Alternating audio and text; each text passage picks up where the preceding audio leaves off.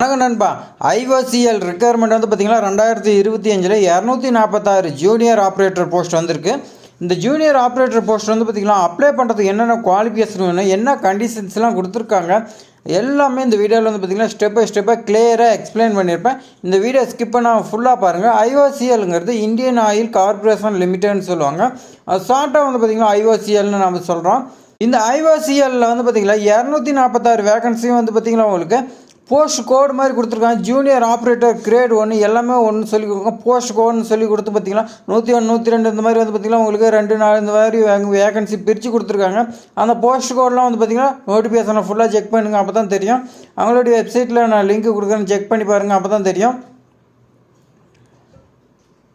அடுத்து இந்த ஜாப்க்கு எல்லாமே என்ன எஜுகேஷன் குவாலிஃபிகேஷன் பார்க்கலாம். ஜூனியர் ஆப்ரேட்டர் கிரேட் 1 வந்து பார்த்திங்கன்னா எஜுகேஷன் குவாலிஃபிகேஷன் என்ன கொடுத்துருக்காங்கன்னா 10th பாஸ் பண்ணியிருந்தால் ஓகேன்னு சொல்லியிருக்காங்க. 10th பாஸ் பண்ணிட்டு நீங்கள் 2 years ஐடிஐயில் வந்து பார்த்திங்கன்னா படிச்சிருக்குன்னு சொல்லியிருக்காங்க. ஐடிஐயில் படித்து பாஸ் பண்ணியிருக்குன்னு சொல்லியிருக்காங்க. அது ஐடிஐயில் என்னன்னு சொல்லி பார்த்தீங்கன்னா நீங்கள் அது என்னென்னு பார்த்தீங்கன்னா எலக்ட்ரானிக்ஸ் மெக்கானிக்கு, இன்ஸ்ட்ருமெண்ட் மெக்கானிக்கு வந்து பார்த்திங்கன்னா கெமிக்கல் பிளான்ட்டில் வந்து பார்த்திங்கன்னா உங்களுக்கு தெரிஞ்சுக்கணும்னு சொல்லியிருக்காங்க.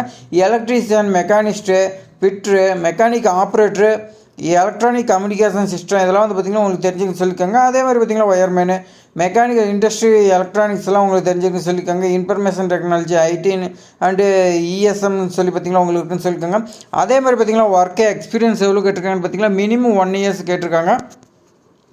நீங்கள் 1 years வந்து பார்த்திங்கன்னா ஒரு இண்டஸ்ட்ரியில் ஒர்க் பண்ணியிருக்குன்னு சொல்லியிருக்காங்க. ஒரு ஃபேக்ட்ரியில் வந்து பார்த்திங்கன்னா நீங்கள் ஒர்க் பண்ணியிருக்குன்னு சொல்லியிருக்காங்க. அப்பனிஸ் ட்ரைனிங் வந்து பார்த்திங்கன்னா நீங்கள் முடிச்சிருக்குன்னு சொல்லியிருக்காங்க. 2 years ரெகுலர் கோர்ஸ் வந்து பார்த்திங்கன்னா நீங்கள் ஐடிஐயில் படிச்சிருக்குன்னு சொல்லியிருக்காங்க. படிச்சுட்டு நீங்கள் 1 year வந்து பார்த்திங்கன்னா ஒர்க் பண்ணியிருக்குன்னு சொல்லியிருக்காங்க. ஜூனியர் அட்டெண்டர் கிரேட் 1 வந்து பார்த்திங்கன்னா இதுக்கு எஜுகேஷன் குவாலிஃபிகேஷன் என்ன கொடுத்துருக்காங்கன்னா நீங்கள் 12th படிச்சிருக்குன்னு சொல்லியிருக்காங்க. 12th படிச்சுட்டு நீங்கள் மினிமம் வந்து பார்த்திங்கன்னா 40% மார்க் எடுத்துருக்குன்னு சொல்லியிருக்காங்க. இன்கேஸ் இதில் வந்து பார்த்திங்கன்னா பிடபிள்யூபிடி கேண்டிடேட்டு எடுத்துக்க சொல்லியிருக்காங்க. அதே மாதிரி பார்த்திங்கன்னா ஒர்க் எக்ஸ்பீரியன்ஸ் இதுக்கு வந்து பார்த்திங்கன்னா தேவையில்லைன்னு சொல்லியிருக்காங்க. அதனால் நீங்கள் வந்து பார்த்திங்கன்னா 12th படிச்சிருந்தாவே இதுக்கு எலிஜிபிள்னு சொல்லியிருக்காங்க. அதே மாதிரி பார்த்திங்கன்னா கிரேட் 3 வந்து பார்த்திங்கன்னா உங்களுக்கு ஜூனியர் பிஸ்னஸ் அசிஸ்டன்ட் வந்து பார்த்திங்கன்னா நீங்கள் கிராஜுவேட் படிச்சிருக்குன்னு சொல்லியிருக்காங்க. ஏதாவது ஒரு டிகிரி நீங்கள் படிச்சுட்டு நீங்கள் மினிமம் 45% ஆஃப் மார்க் எடுத்துருக்குன்னு சொல்லியிருக்காங்க.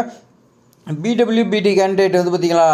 அதே மாதிரி பார்த்திங்கன்னா நீங்கள் ஒர்க்கிங் நாலேஜ் இருக்குன்னு சொல்லுங்கள். என்னென்ன நாலேஜ்னு பார்த்திங்கன்னா MS word, Excel, power point, அந்த டைப்பிங் ஸ்பீடு வந்து பார்த்திங்கன்னா நீங்கள் 1 நிமிஷத்தில் வந்து பார்த்திங்கன்னா 1 நிமிடத்தில் 20 வேர்டு டைப் பண்ணுற மாதிரி உங்களுக்கு நாலேஜ் இருக்குன்னு சொல்லியிருக்காங்க. உங்களுக்கு ஸ்பீடு இருக்குன்னு சொல்லியிருக்காங்க. இதுக்கு ஒர்க்கே எக்ஸ்பீரியன்ஸ் வந்து பார்த்திங்கன்னா 1 year கேட்டிருக்காங்க. இந்த 1 year வந்து பார்த்திங்கன்னா நீங்கள் ஏதாவது ஒரு இண்டஸ்ட்ரியில் வந்து பார்த்திங்கன்னா ஒர்க் பண்ணியிருக்கலாம். அப்படின்னா கம்ப்யூட்டர், ஒரு அக்கௌண்ட்ஸ் இந்த மாதிரி வந்து பார்த்திங்கன்னா ஒர்க் பண்ணியிருக்கலாம். அதே மாதிரி நீங்கள் எம்எஸ் வேர்டு இதெல்லாம் வந்து பார்த்திங்கன்னா எக்ஸ்ட்ரா படித்து வச்சுருந்தீங்கன்னா உங்களுக்கு இந்த ஜாப் வந்து பார்த்திங்கன்னா நல்லா யூஸ்ஃபுல்லாக இருக்கும். இதுக்கான ஏஜ் லிமிட்லாம் கொடுத்துருக்காங்க. ஏஜ் லிமிட் வந்து பார்த்திங்கன்னா ஜூனியர் ஆப்ரேட்டர் கிரேட் 1 வந்து பார்த்திங்கன்னா எல்லாத்துக்குமே கிரேட் 1, கிரேட் 3 இது எல்லாத்துக்குமே வந்து பார்த்திங்கன்னா 18 26 years வரைக்கும் சொல்லி கொடுத்துருக்காங்க. இதுக்கான ஏஜ் ரிலாக்ஸேஷன் வந்து பார்த்திங்கன்னா உங்களுக்கு கொடுத்துருக்காங்க. நோட்டிஃபிகேஷனுக்கு இது ஃபுல்லாக செக் பண்ணிக்கங்க. அடுத்து வந்து பார்த்திங்கன்னா இதுக்கு சேலரின்னு பார்க்கலாம். சேலரி வந்து பார்த்திங்கன்னா இதுக்கு எல்லாத்துக்குமே வந்து பார்த்திங்கன்னா கிரேட் 1 ஆப்ரேட்டர் அட்டெண்ட் இது வந்து பார்த்திங்கன்னா கிரேட் 1ல் 23,000 78,000 வரைக்கும் உங்களுக்கு சம்பளம் இருக்குன்னு சொல்லியிருக்காங்க. அதே மாதிரி பார்த்திங்கன்னா ஜூனியர் பிஸ்னஸ் அசிஸ்டன்ட் வந்து பார்த்திங்கன்னா கிரேட் 3 வந்து பார்த்திங்கன்னா உங்களுக்கு 25,000 1,05,000 வரைக்கும் சம்பளம் இருக்குன்னு சொல்லியிருக்காங்க. அதனால் வந்து பார்த்திங்கன்னா இந்த ஜாப் யாருமே மிஸ் பண்ணாதீங்க. சேலரி நல்ல சேலரி இருக்குது. அதனால் யாருமே மிஸ் பண்ணாமல் உடனே அப்ளை பண்ணுங்கள். இதுக்கு செலெக்ஷன் ப்ராசஸ் என்ன வச்சுருக்காங்கன்னு பார்த்திங்கன்னா கம்ப்யூட்டர் பேஸ்டு எக்ஸாம்னு சொல்லி சிபிடி முறையில் எக்ஸாமினேஷன் இருக்குதுன்னு சொல்லியிருக்காங்க. அதே மாதிரி பார்த்திங்கன்னா ஸ்கில்லு, ஃபிசிக்கல் டெஸ்ட்டு இந்த மாதிரிலாம் இருக்குதுன்னு சொல்லியிருக்காங்க. இது எக்ஸாம் சென்டர் எங்கன்னு பார்த்திங்கன்னா உங்களுக்கு சென்னையில் மட்டும்தான் எக்ஸாம் சென்டர் இருக்கிறதா சொல்லியிருக்காங்க.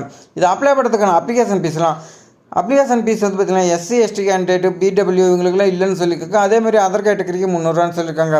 இந்த அப்ளிகேஷன் ஃபீஸ் எல்லாமே வந்து பார்த்திங்கன்னா ஆன்லைனில் தான் பே பண்ணுற மாதிரி சொல்லி கொடுத்துருக்கு. இந்த அப்ளிகேஷன் வந்து பார்த்திங்கன்னா நீங்கள் ஆன்லைனில் தான் விண்ணப்பிக்கிற மாதிரி இருக்கும். அதனால் நீங்கள் வந்து பார்த்திங்கன்னா இந்த பேமெண்ட் எல்லாமே ஆன்லைனில் தான் பே பண்ணுற மாதிரி இருக்கும். இது அப்ளை பண்ணுறதுக்கு ஃபஸ்ட் ஒன்று வந்து பார்த்திங்கன்னா நான் டிஸ்கிரிப்ஷனில் லிங்க் கொடுக்குறேன். அந்த லிங்க்கில் நீங்கள் வந்து பார்த்திங்கன்னா ஃபுல்லாக A to Z வரைக்கும் டவுன்லோட் பண்ணி ரீட் பண்ணுங்கள். ரீட் பண்ணதுக்கப்புறம் உங்களுக்கு இன்ட்ரெஸ்ட் இருந்துச்சுன்னா அதுக்கு மேலே அப்ளை பண்ணுறதுக்கு நீங்கள் லிங்க் கொடுக்குறேன். அந்த லிங்க் ஓப்பன் பண்ணி உங்களுடைய எஜுகேஷன் குவாலிஃபிகேஷன் டீட்டெயில்ஸு, உங்களுடைய பேசிக் டீட்டெயில்ஸ் எல்லாம் கொடுத்து உங்களுடைய ஃபோட்டோ, சிக்னேச்சரு, டாக்குமெண்ட் எல்லாமே ஸ்கேன் பண்ணி அப்லோட் பண்ணிவிட்டு ஃபைனலாக வந்து பார்த்திங்கன்னா அப்ளிகேஷன் ஃபீஸ் இருந்தால் பே பண்ணிவிட்டு அப்ளிகேஷன் பிரிண்ட் அவுட் எடுத்து வச்சுக்கணும் நண்பா. அதேமாதிரி அப்ளிகேஷன் சப்மிட் பண்ணுறதுக்கு முன்னாடி ஒன்ஸ் வெரிஃபிகேஷன் பண்ணதுக்கு அப்புறமேட்டுக்கு சப்மிட் பண்ணுங்கள். ஏதாவது மிஸ்டேக் இருந்தால் நீங்கள் வந்து பார்த்திங்கன்னா அப்படியே கட் பண்ணிக்கலாம். இதுக்கு இம்பார்ட்டன்ட் டேட் பார்க்கலாம். இம்பார்ட்டன்ட் டேட் வந்து பார்த்திங்கன்னா அப்ளிகேஷன் ஸ்டார்டிங் டேட் பார்த்திங்கன்னா 3/2/2025 வந்து பார்த்திங்கன்னா 10 மணிக்கு அப்ளிகேஷன் ஓப்பன் ஆகும் சொல்லியிருக்காங்க. லாஸ்ட் டேட் வந்து பார்த்திங்கன்னா உங்களுக்கு 23/2/2025 11:55 PM வந்து பார்த்திங்கன்னா உங்களுக்கு அப்ளிகேஷன் க்ளோஸ் ஆகின்னு சொல்லியிருக்காங்க. இதுக்கான எக்ஸாம் வந்து பார்த்திங்கன்னா ஏப்ரல் 2025 நடக்கும்னு சொல்லியிருக்காங்க. அதனால் நீங்கள் வந்து பார்த்திங்கன்னா அப்ளை பண்ணிவிட்டு உடனே நீங்கள் ப்ரிப்பேர் பண்ணிவிட்டு இருங்க எக்ஸாமுக்கு. இதுக்கான எல்லா லிங்க்குமே வந்து பார்த்திங்கன்னா நான் கொடுக்குறேன். லிங்க் ஆக்டிவேட் ஆகிடுச்சு எல்லாமே வந்து பார்த்திங்கன்னா டிஸ்கிரிப்ஷனில் கொடுக்குறேன். நீங்கள் எல்லாமே செக் பண்ணிக்கலாம். அதே மாதிரி இது மாதிரி பயனுள்ள தகவல் வந்து பார்த்திங்கன்னா நம்ம சேனலில் தொடர்ந்து வட்டியாக இருக்குது. ஆனால் எல்லாருமே வந்து பார்த்திங்கன்னா மிஸ் பண்ணிடுறீங்க. மிஸ் பண்ணக்கூடாதுன்னா சப்ஸ்கிரைப் பண்ணி வச்சிங்க நண்பா. தேங்க்ஸ் ஃபார் வாட்சிங்.